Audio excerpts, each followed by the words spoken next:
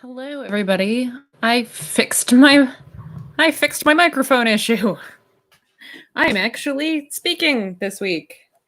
Sorry about that. Last week I apparently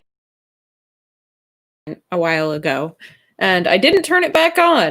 And it wasn't like an obvious button on the mic. It was like a setting somewhere in the camera settings, even though the mic is a completely separate piece of hardware. I don't know. I don't know why anyone allows me near a computer. I'm a disaster. But I have sound this week. I was able to figure it out eventually. And this week, I'm going to be working on inking the page that I was working on drawing last week, which is chapter 23, page 21 of Age of Night. I already have it all nice and penciled and lettered and ready to go. So I'm going to start with doing some of my work with tools.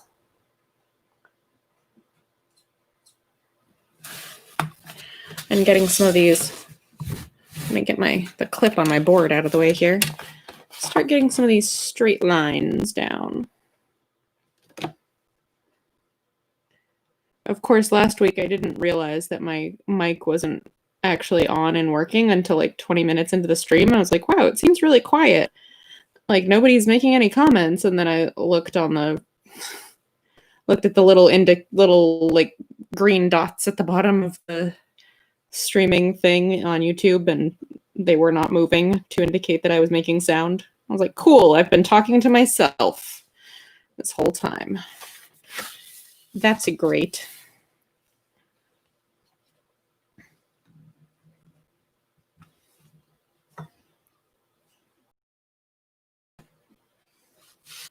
All right. I get all these little straight lines going without dragging my straight edge through the ink I just put down. And especially today, this is going to be challenging because it's very muggy here today, so the ink might take a little bit longer to dry than normal. It has been quite hot and humid. Unseasonably hot and humid for northern Maine here.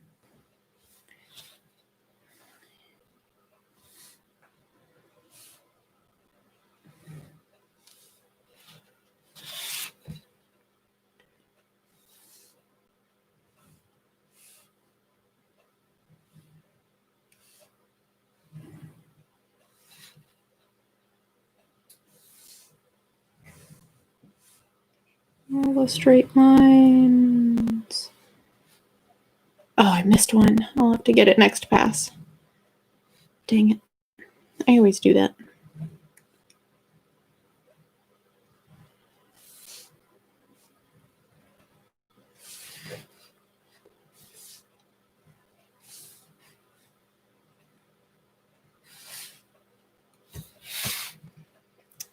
Hello. Oh, hey, it's Barney. Am I using the new art supplies I just unboxed? Not for this particular one. I still have a little bit of the last bottle of ink left. So I think I used one of the new markers when I did the word balloons previously. But no, I did post recently an art supply unboxing video, and I'm not using any of those this time. Very soon I will have to crack into that bottle of ink, though, because I always go through that pretty quickly. All right, clean. Must be sure to clean your tools so you don't end up with a big gunky mess or ink running places you don't intend it to.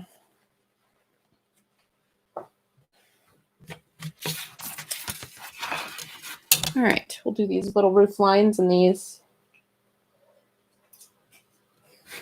very nearly completely repeated panels here.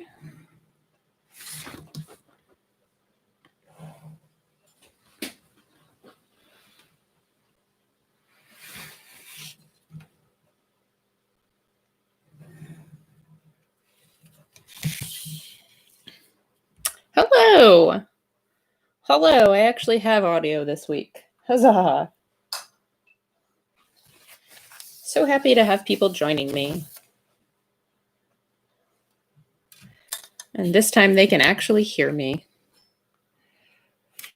Yes, I do ink in the word balloons before I ink the pictures. So I draw everything first, like I pencil everything first, and then I'll go in and put in the word balloons, and then I ink after that, just so that I know exactly where those lie, because I do them traditionally. So I need to make sure I know where they are, and I don't have to go crazy with the whiteout later.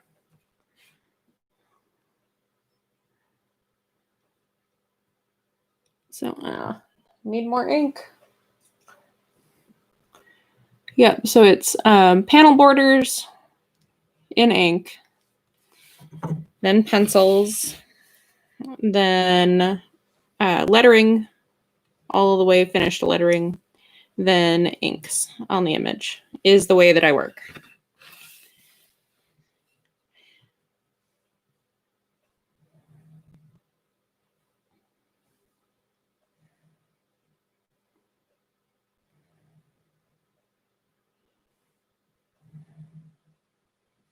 Which, if you were to do this, if you were to be producing pages digitally, usually people do lettering last when lettering is done digitally. And when I do digital lettering, I always do it last. I always account for where the word balloons are going to go in the layout. Like I try to leave space for them and plan them out, and I'll have them in as a part of my thumbnails, because they're actually really important for the page composition and to lead the viewer's eye around the page. But I hand letter. I don't do digital lettering, partially because I like the pages to just be a complete artifact that makes sense all by themselves, and partially also because I'm bad at computers, as I was discussing at the beginning of this stream. The technical issue I had that made me silent last week was completely preventable and just me being not good at technology.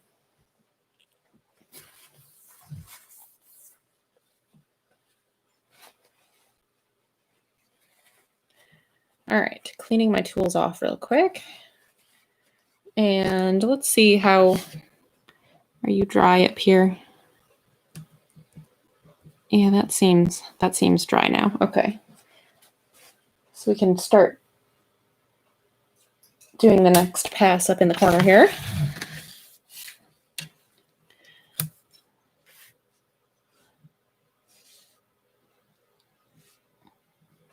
Try to get these tiny little lines on the top of this wall.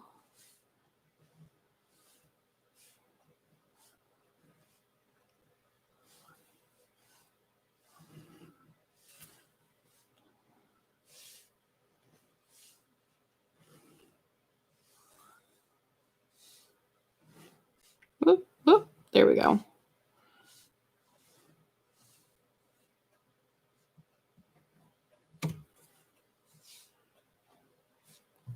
Oops, I'm starting to slide out of frame. Let me bump myself back up in frame here. Hope everybody is doing well today. It's approximately 1 million degrees where I live today. Not quite. It's a little bit cooler than it was earlier in the week, but it's like in the high 80s. Very muggy because it wants badly to rain and it has not done it yet. I was just out in the garden before this, getting very sweaty and dirty. But my studio stays nice and cool.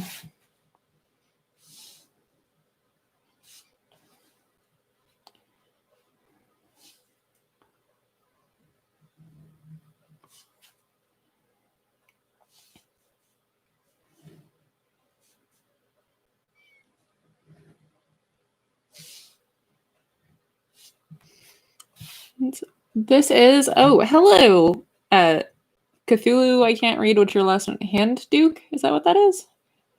Something like that. This is my webcomic called Age of Night. So I'm currently inking chapter 23, page 21. You can find it at ageofnight.com. That's AGEOFNIGHT. And I upload a new comic page every Wednesday. So there's a few pages behind this. This is a few pages ahead of the current page online. I try to give myself a little bit of leeway so the deadline is not constantly bearing down upon me.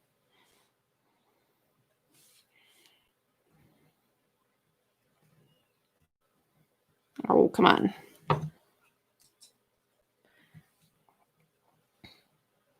There we go. Thank you. I appreciate that.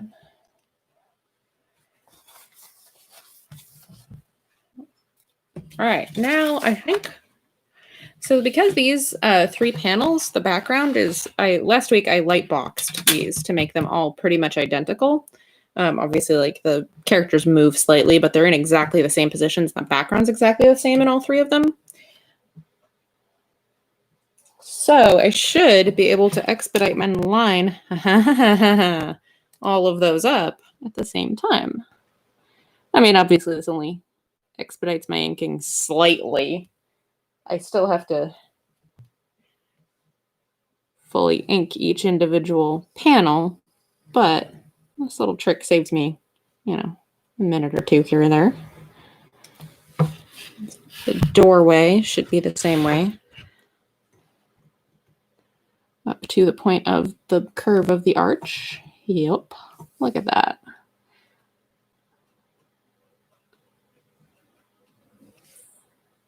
Oh, I just heard my hummingbird friend outside. I have a hummingbird feeder right outside my window in my studio. It's really nice. I can just look outside and see my little buddies flying back and forth.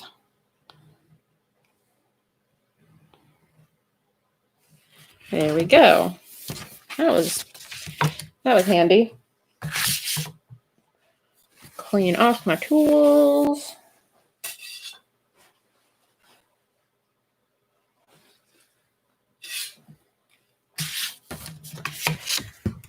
All right, and start some of these straight lines.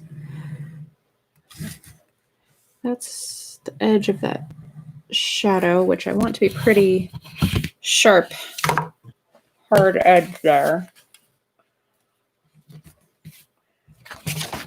Hang on tight. It's supposed to be a pretty sharp edge of this shadow coming off this building, because that's where these characters are kind of emerging from the shadows. So I know I did a trick to this, a similar trick to this earlier in this chapter that I think I inked that page on the stream as well, where characters kind of, she was melting into the shadows. That's what it was. These characters are kind of emerging from the shadows.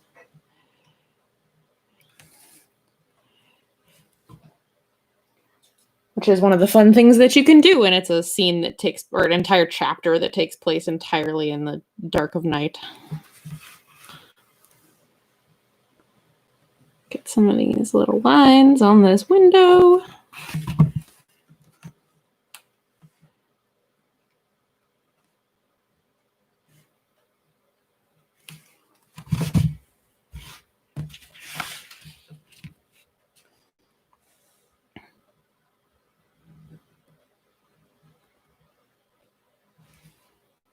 Okay. All right, so that's 2 passes with the straight edge. One more pass with the straight edge should get most of this stuff done at this point. There'll be a few little other spots where I have to, like, get things I missed or get, like, things that don't line up with the grid. Like, this little chimney has, like, slanted sides, so it's not going to work perfectly with the rest of the straight up and down ones. But this third pass, since I did one going this way on the grid, one going this direction on the grid, and now I'm going to do one straight up and down on this part, and I think actually the other ones are pretty much done. So that will pretty much do it. As long as you, like, it can get really overwhelming having a ton of stuff that you have to use marking tools for, like the straight edge and the French curve. But if you go through it methodically, it goes a lot quicker than you expect. You just have to try to be as methodical as possible. Like, if I tried to do just this building and had to wait for each part to dry and then moved on to this building and waited for each part to dry, it would take forever. So trying to just move through each panel and get every line going in the same direction, every line along the same orientation, really keeps the whole thing moving along. And you're not going to get every single one. Like you saw, I missed one on the very first pass, but it'll keep things moving. It's really helpful. All right, I see there is a question. Hold on, let me look up and look at what it says. What type of paper and size do you use? So this is, it's a Bristol paper. It's a smooth Bristol. The particular brand that I use is Canson XL. It's 100 pound, I think. Hold on, I've got some right over here. Yep, it's 100 pound, and it is 11 by 17, so tabloid sized. But for a traditional comic page, the live area is only 10 by 15. So you've got a little bit of a margin all the way around.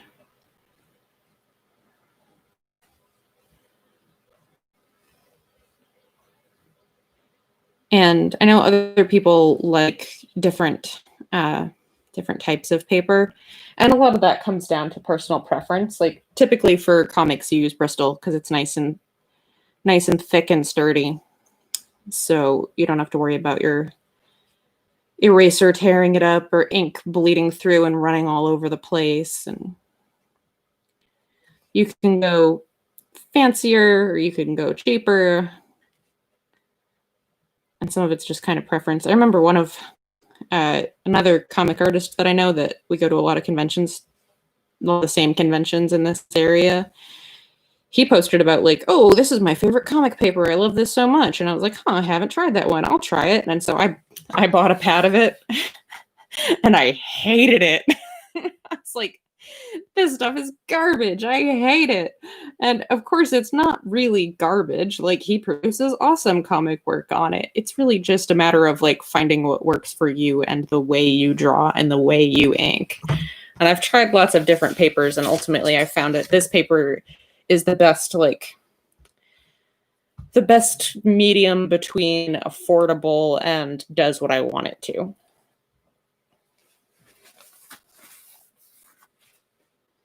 Like, I'm sure there are papers out there that I would like more, but they're also way more expensive.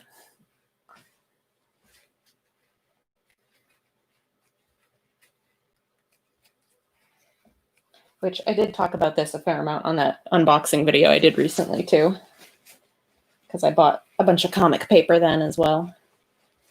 Because it is kind of tricky to find. Like, there's so many different types of paper out there that it can be hard to find the ones that you like in stores.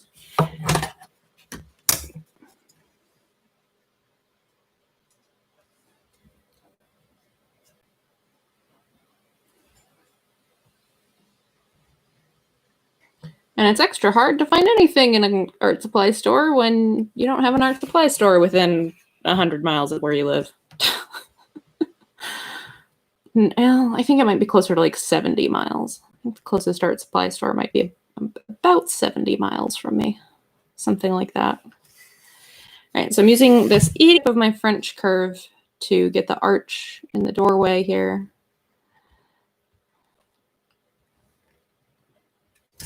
There we go.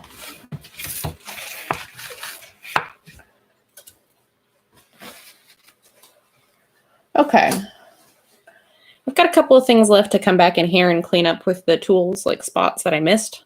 But I'm going to start doing some of the other inking up there first and just kind of pick away at that because I'm getting bored of using the tools.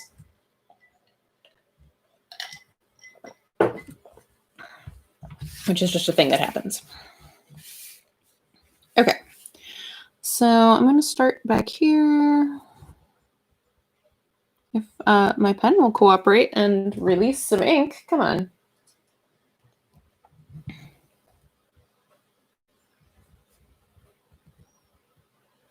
There we go. Let's see. We've got the mountain ridge. We've got some little trees. Put some texture on.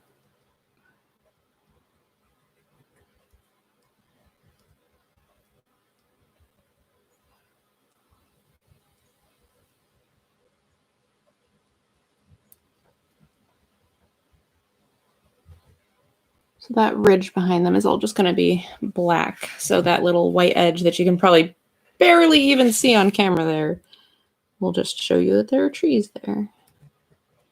Oh, I hope Doug's watching. I'm scumbling. Doug, if you're there, you'll have to let me know that you're catching the scumbling. This is his favorite part for some reason.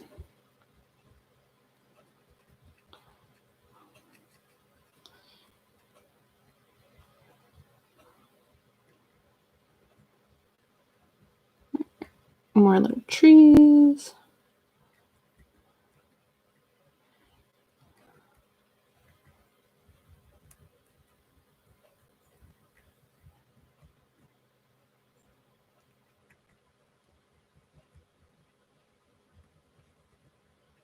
And we just put a little X in each of those spots to remind myself to come back and fill them in with black instead of leaving a big goofy looking white gap there.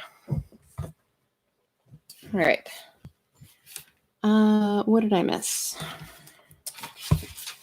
So I missed this line. Oh, my word. My nibs being uncooperative. And I do want to get either side of that chimney.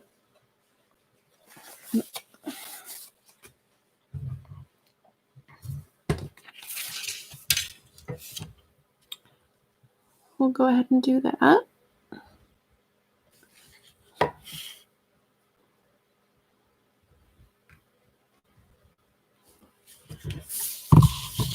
Whoops. Oh, and now I almost knocked my poor microphone off my desk.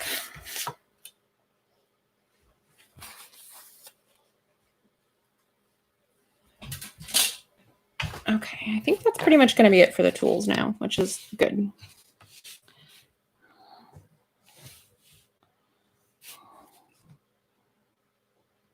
As we keep working on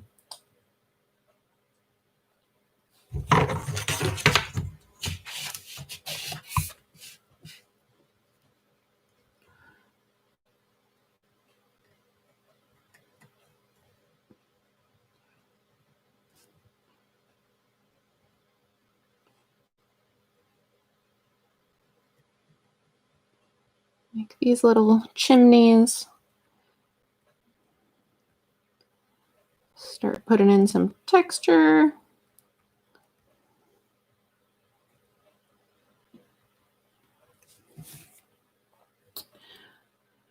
What artist currently inspires me the most? Ooh, that's tricky. That's really tricky. What's sad is that at this point, like most of the art that I consume is on like Instagram. So I'm like, I don't know. I know their Instagram handle.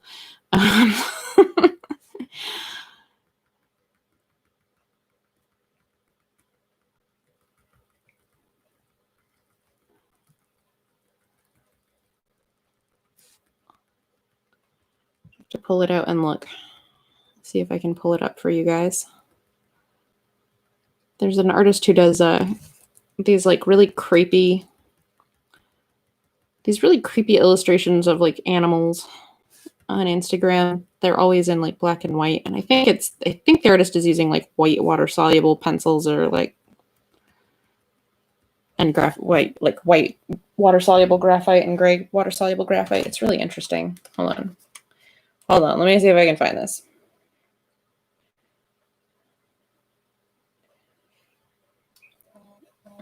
As I pull up Instagram while I'm supposed to be drawing on the art stream because I'm a professional. Let's see.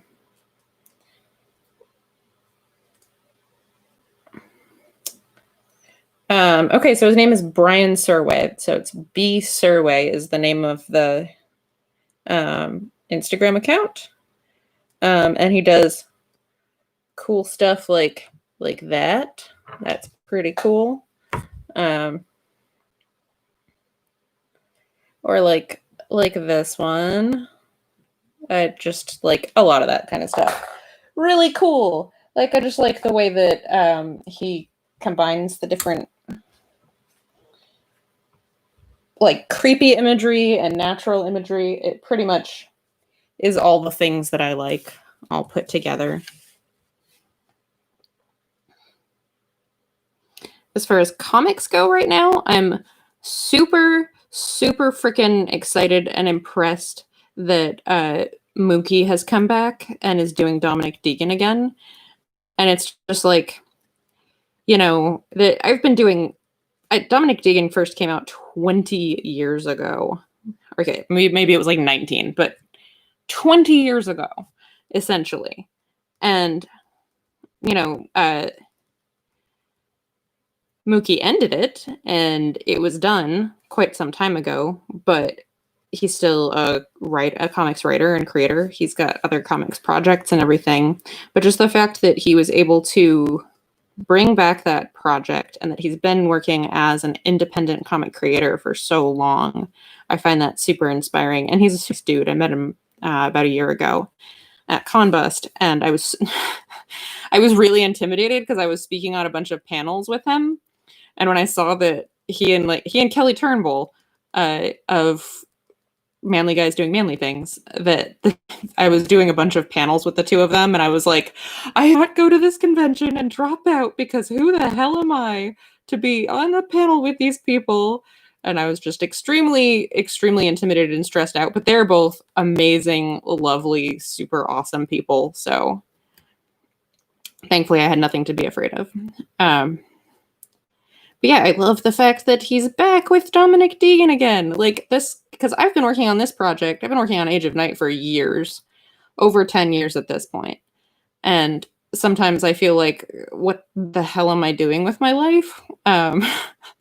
But then I see someone like Mookie who's still doing it, and I'm just like, yes, that's, this is a thing that you can choose to do with your life, and that's awesome, and that's cool. So that's inspiring on more of like a personal and like career level, if not necessarily like the strictly like aesthetic artistic level, if that makes sense.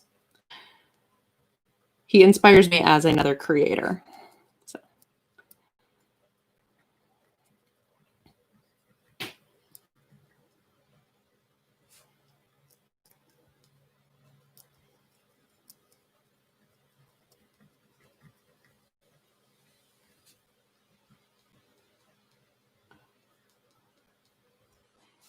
All right, that's all gonna be inked in black. So now we've got a couple of wee tiny little figures right here.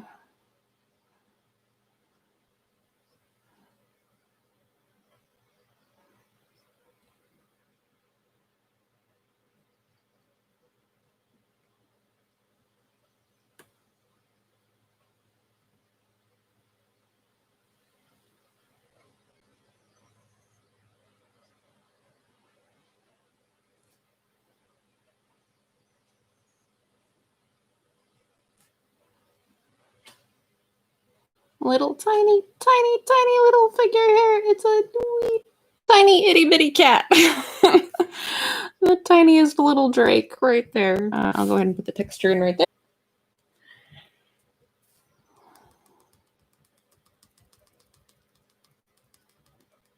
More of a stone texture.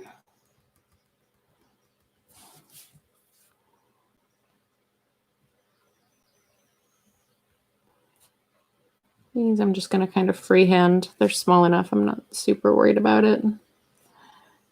There's like a crossbar in each window.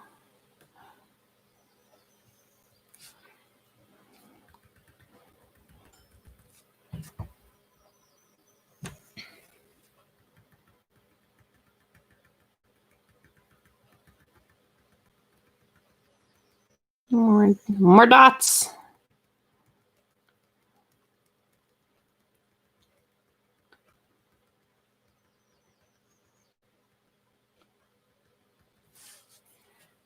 Good. Another little figure here.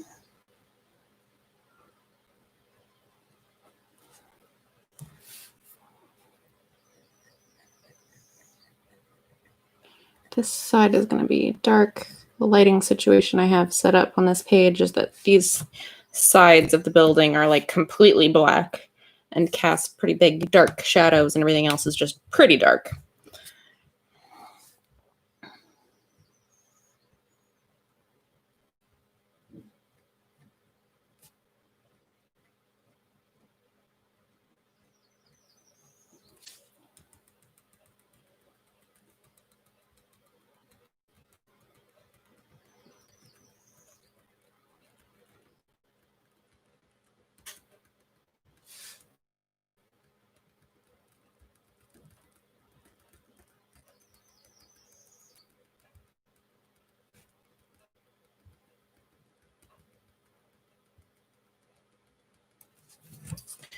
All right, so all of those little dots, let me just check one of my, so right out of frame, I also have like a previous page from earlier in the chapter that has that same, here's all the buildings type shot in it, so that I can make sure I'm not messing up.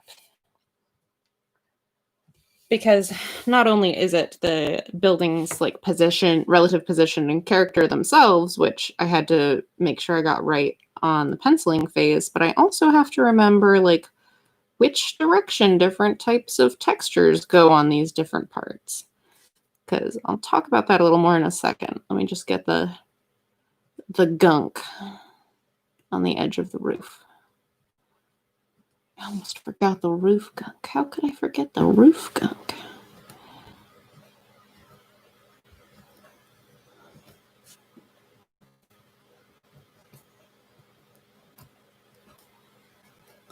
There we go. Roof gunk.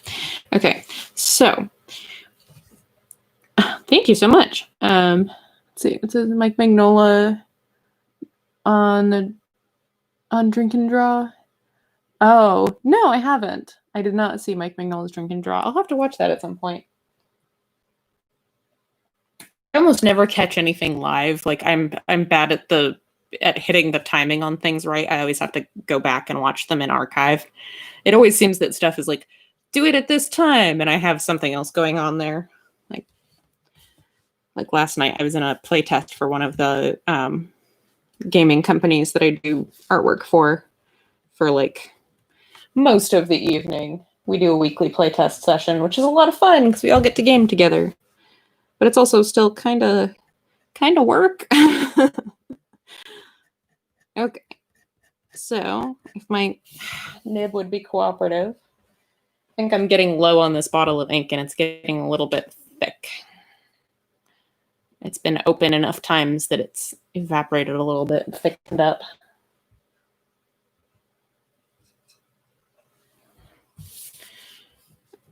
Okay, now we should be good. Okay, so the thing is that when you're trying to get, like, if everything is going to be fairly dark and your variations in value, how light or dark something is, are going to be very subtle, then part of what you can do to differentiate the different planes when you're doing like thick ink texturing like this is to make sure that your textures are oriented in different directions. So the roofs of the buildings are all going to be going from the upper left. The strokes are all going to be going from upper left to lower right.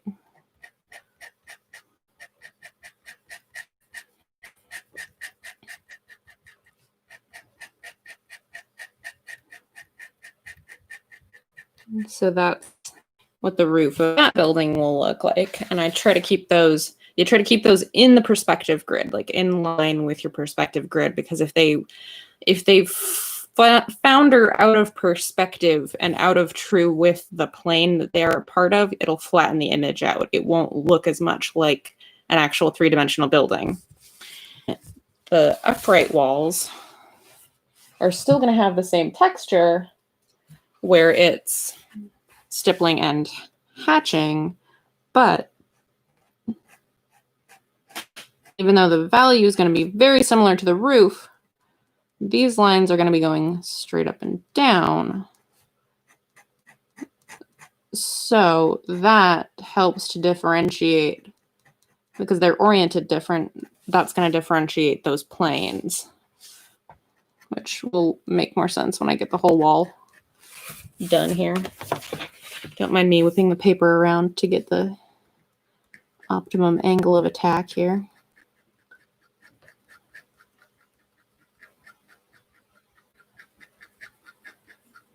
Build it up a little bit on the bottom there. Get a little bit darker down there. A little bit darker as we get into the corner.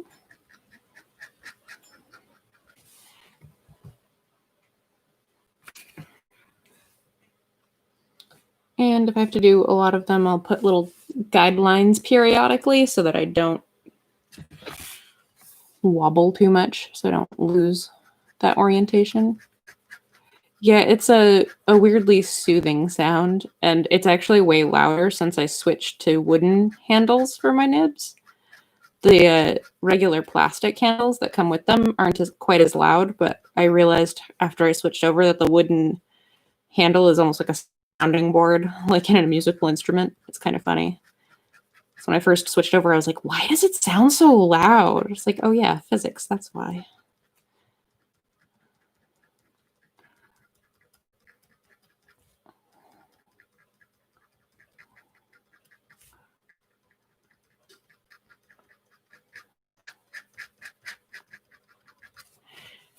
Okay, so now you can see, now you can start to see what I'm talking about, where the one plane with the lines going this way and one plane with the lines going this way, that you don't confuse these planes for each other. It's very clear that these are two different planes in different orientations to each other. Additionally, to keep that going, I'll show you, I'm not going to do it yet, so I'll show you on this one. Additionally, the lines on the ground, which are also still going to be hatching lines, are going to be going perpendicular to the roof lines. So the roof lines are going from upper left to lower right, and the ground lines are going to be going from upper right to lower left. So that helps to keep those different planes from kind of blending together and losing the definition of where those forms are.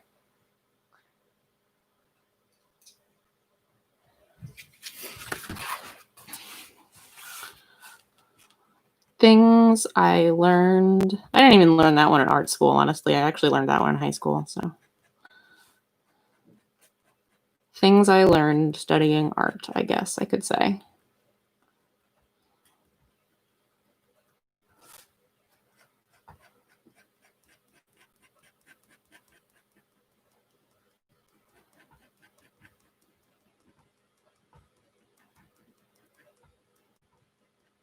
Wall around that little garden. Characters have little shadows under them.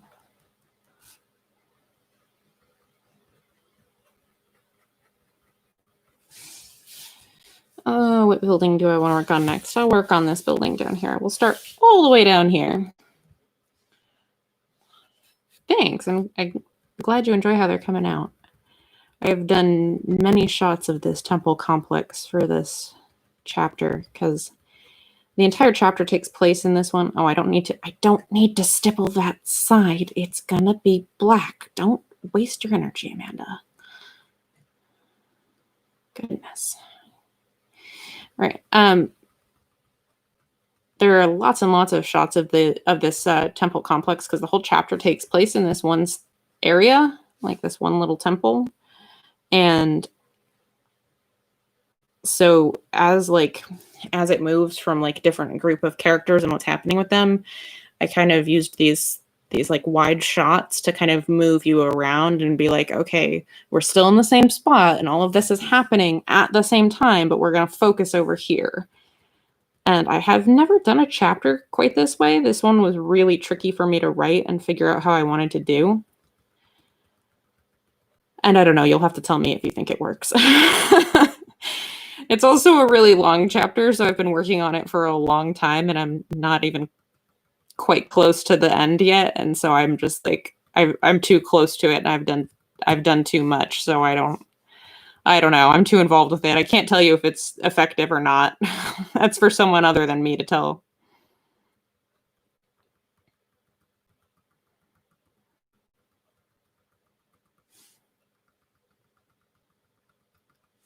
It can be really hard to be objective about your own work and how effective it's being. How are we doing on time? 40 minutes. Okay. I try to keep these art stream an hour because we've all got things to do. So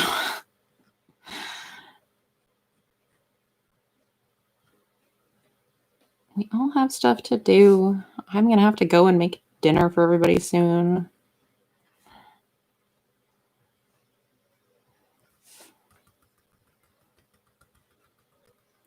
I know, I personally, if I see a YouTube video and it's like 2 hours long, I'm like, don't really feel like watching a movie right now. I'm good. My husband will watch like 3-hour long Warhammer 40K battle reports, and I'm just like, you're insane. I don't know how you manage that, but I could not.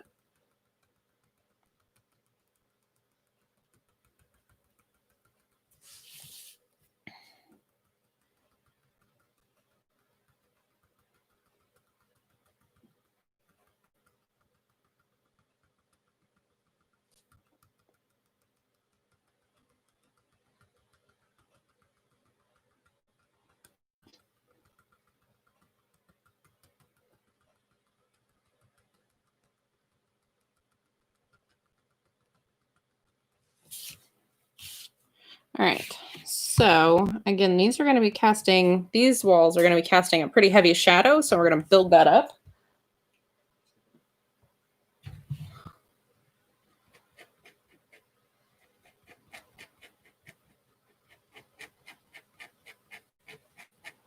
I'm going to build that up pretty well and then just kind of let it fade out to the same kind of tone as elsewhere.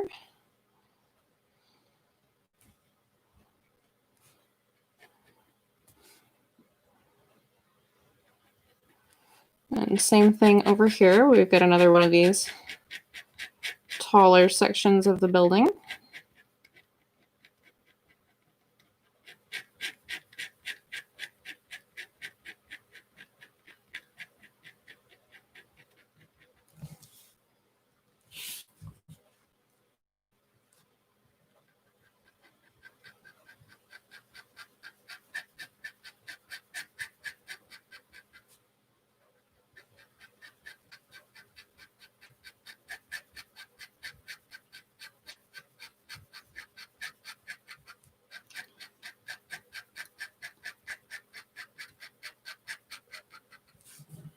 Oh, I skipped this one. Ha! Whoops. Brain, how did you even do that?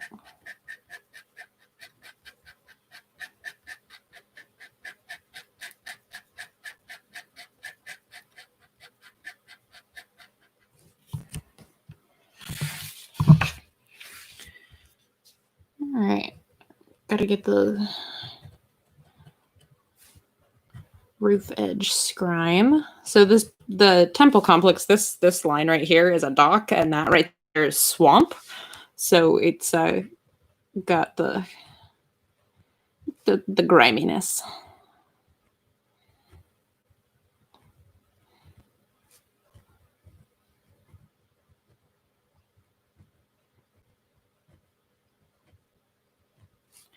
There we go.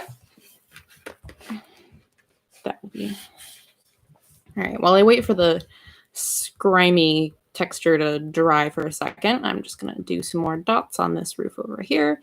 So you can see I'm doing the same thing like what I did with the tools earlier, where I worked through methodically, where I just went from one side to the other in working on something. And I do pretty much the same thing on my background inks all over as much as possible, because it helps to make sure you're not missing anything. It keeps you kind of like organized and on task for what you're doing. It also prevents you from accidentally dragging your hand through wet ink. I mean, it's not 100%. Sometimes I still do it, but it works as a very good deterrent to accidentally doing that.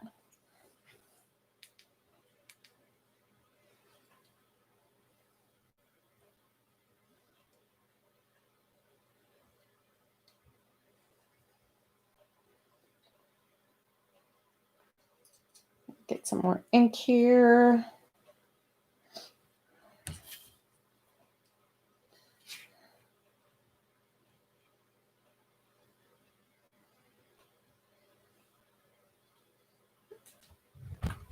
Okay.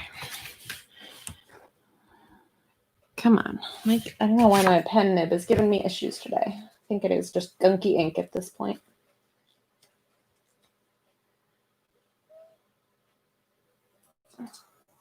There we go.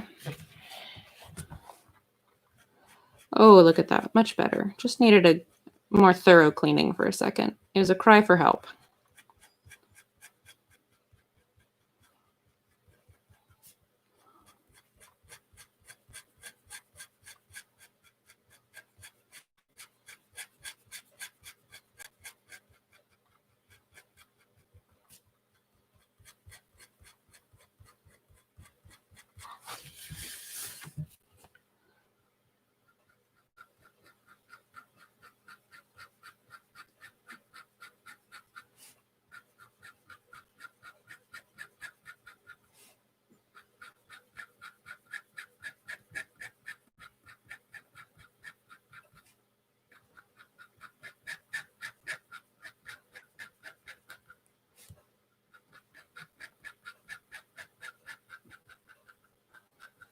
Yeah, this is one of those panels that's going to take like the lion's share of the background work for the entire page.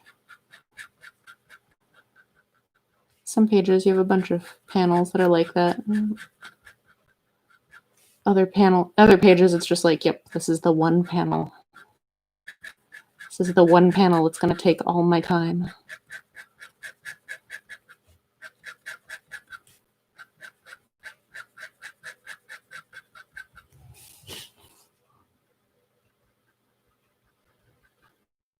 Build up the bottom edge there a little bit. Just make that a little darker than the rest.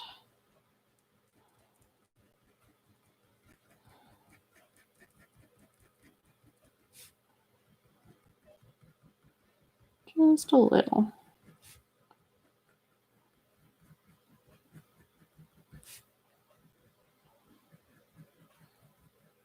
There we go. All right.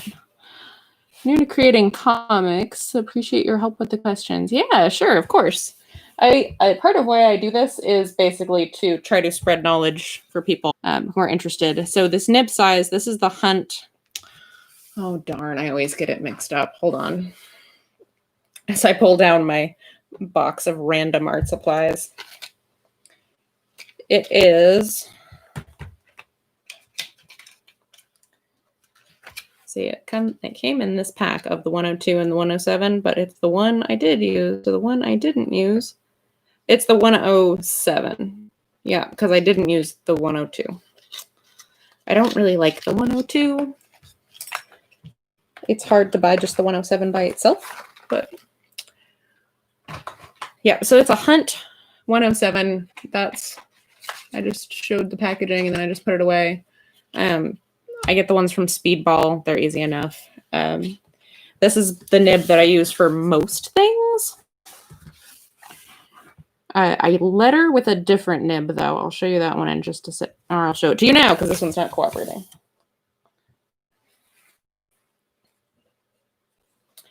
I ink with a school nib, which is this one. It's, as you can see, it's fatter. It's fatter. It's got a larger reserve in it, and it's a lot stiffer. Like it's got some nowhere near as much give as that guy's got to it. So that's the one I like to use for lettering because you get a lot less variation. Your lines come out a lot more even, a lot more uniform. And this one is good because I can get a little bit more. Like it's fairly stiff, so it's not going to be constantly like changing width on you with very minor changes in pressure, but if you give it a little pressure, you can get a thicker line out of it. So I like this nib a lot, and that's what I use most of the time. And the standard holders that come with them are these little plastic ones. And plastic ones are fine. I've used them for years. I recently switched over to these wooden ones that actually weigh about the same, even though they're bigger, just because wood tends to be a little bit lighter. The wider body on it, though, it took a minute to get used to, but it's actually better for your hand to not be gripping quite as tightly. Like if you can get anything with a larger grip on it, it's actually a lot better for your hand. Which is also why I wear a compression sleeve, because all of this stuff is murder on your hands doing it over and over and over again. So the wider grip helps with that. I also just personally hate having my life full of plastic junk. So my long-term goal is almost every piece of plastic crap in my life with something more durable like wood. So something more durable and sustainable. But that's 100% just a personal thing that bothers me thing. So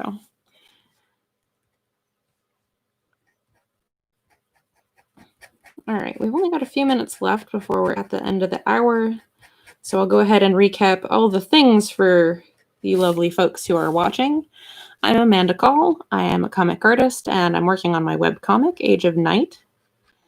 This is chapter 23, page 21.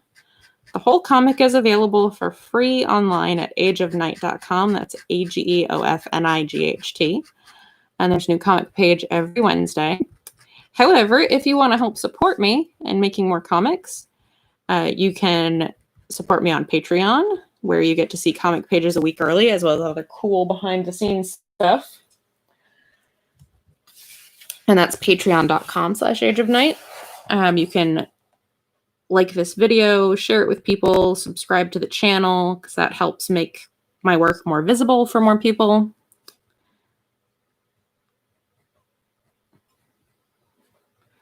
You can also buy copies of my comic. The first 3 volumes, so that's from the prologue to chapter 21, are available online in ebook and in like actual physical book format. You can get them on, that big giant website where you buy everything. You can buy them there.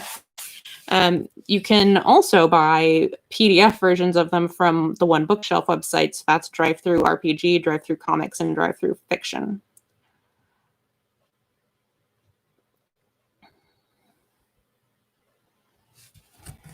And let's see, I'm on Twitter.